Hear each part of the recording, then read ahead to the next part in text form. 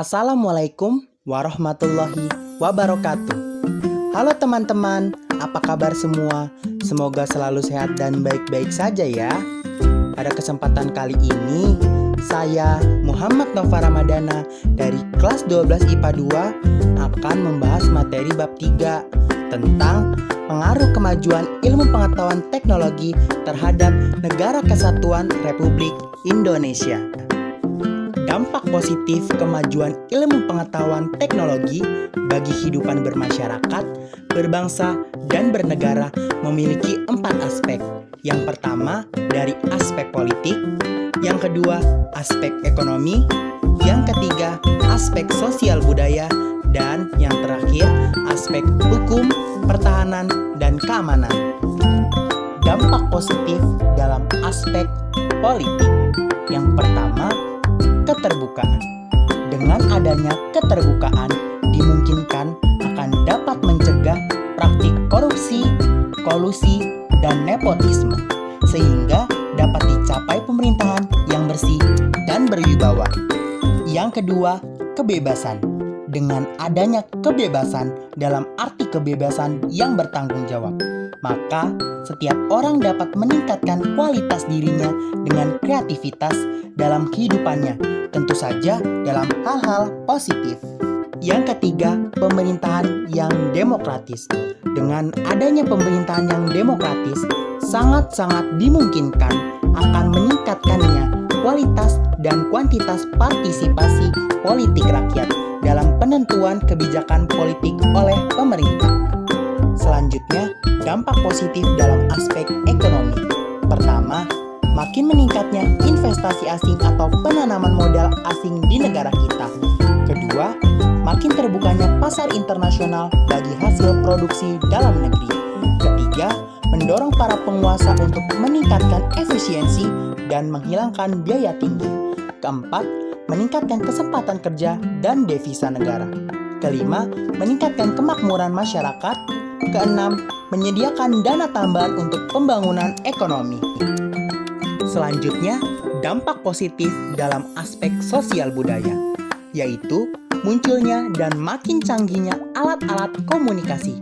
Secara langsung telah mempermudah kita untuk memperoleh informasi. Dengan adanya informasi tersebut, kita bisa mencontoh atau belajar banyak dari tata nilai sosial budaya, cara hidup, pola berpikir yang baik, maupun ilmu pengetahuan dan teknologi dari bangsa lain yang telah maju untuk kemajuan dan kesejahteraan kita. Selanjutnya, dampak positif dalam aspek hukum, pertahanan, dan keamanan. Yang pertama, makin menguatnya supremasi hukum, demokratisasi, dan tuntutan terhadap dilaksanakannya hak asasi manusia. Kedua, menguatnya regulasi hukum dan pembuatan peraturan perundang-undangan yang memihak dan bermanfaat untuk kepentingan rakyat banyak. Yang ketiga, makin menguatnya tuntutan terhadap tugas-tugas penegak hukum seperti polisi, jaksa, dan hakim yang lebih profesional, transparan, dan dapat dipertanggungjawabkan. Yang keempat, menguatnya supremasi sipil dengan mendudukan tentara dan polisi sebatas penjaga keamanan, kedaulatan, dan ketertiban negara. Selanjutnya, dampak negatif dari pengaruh kemajuan ilmu pengetahuan teknologi terhadap Negara Kesatuan Republik Indonesia memiliki 4 aspek, di antaranya aspek politik, aspek ekonomi, aspek sosial budaya, dan aspek hukum, pertahanan, dan keamanan. Dampak negatif dalam aspek politik. Yang pertama, negara kita tidak lagi dianggap sebagai pemegang kunci dalam proses pembangunan di negara kita sendiri. Yang kedua, timbulnya gelombang demokratisasi, yaitu dambaan akan kebebasan. Yang ketiga, adanya berbagai ancaman yang menyebabkan disintegrasi bangsa dan juga negara yang akan menggoyahkan NKRI. Yang keempat, semakin meningkatnya nilai-nilai politik individu, kelompok, oposisi di karakter mayoritas atau tirani minoritas. Yang kelima, timbulnya unjuk rasa yang semakin berani dan juga terkadang mengabaikan kepentingan umum. Selanjutnya, dampak negatif dalam aspek ekonomi. Yang pertama, Indonesia akan dibanjiri oleh barang-barang dari luar negeri seiring dengan adanya perdagangan bebas yang tidak mengenal adanya batas-batas negara. Hal ini mengakibatkan makin terdesaknya barang-barang lokal, terutama yang tradisional, akan kalah bersaing dengan barang-barang dari luar negeri. Yang kedua, cepat atau lambat, perekonomian negara kita akan dikuasai oleh pihak asing.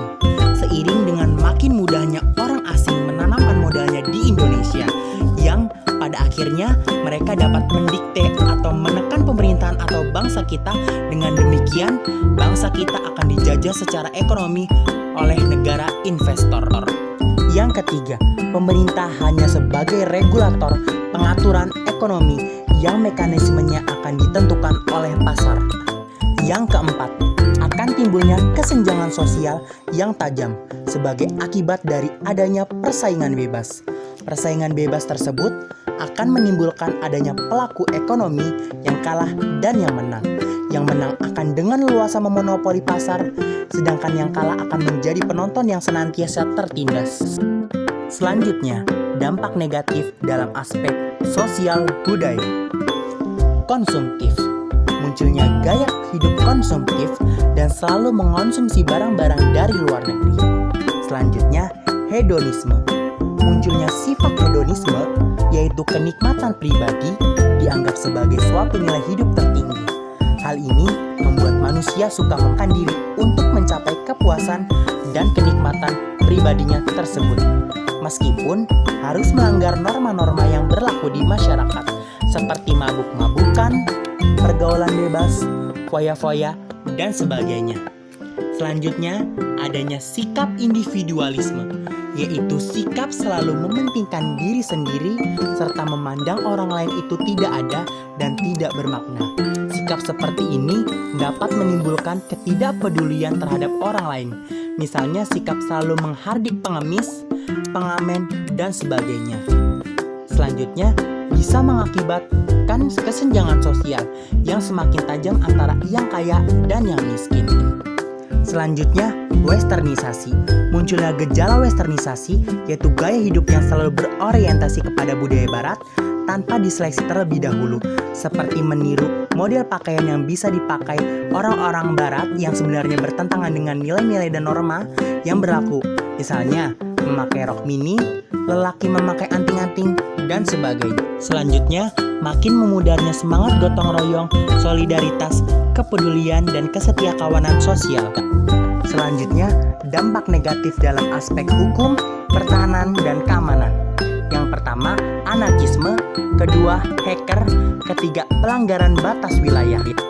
Membangun sikap selektif dalam menghadapi berbagai kemajuan ilmu pengetahuan teknologi dalam bidang politik. Yang pertama, mengembangkan demokratisasi dalam segala bidang. Yang kedua, mengaktifkan masyarakat sipil dalam arena politik. Yang ketiga, mengadakan reformasi lembaga-lembaga politik agar menjalankan fungsi dan peranannya secara baik dan benar. Yang keempat, memperkuat kepercayaan rakyat dengan cara menegakkan pemerintahan yang bersih dan berwibawa. Yang kelima, menegakkan supremasi hukum. Yang keenam, memperkuat posisi Indonesia dalam kancah politik internasional. Selanjutnya, dalam bidang ekonomi.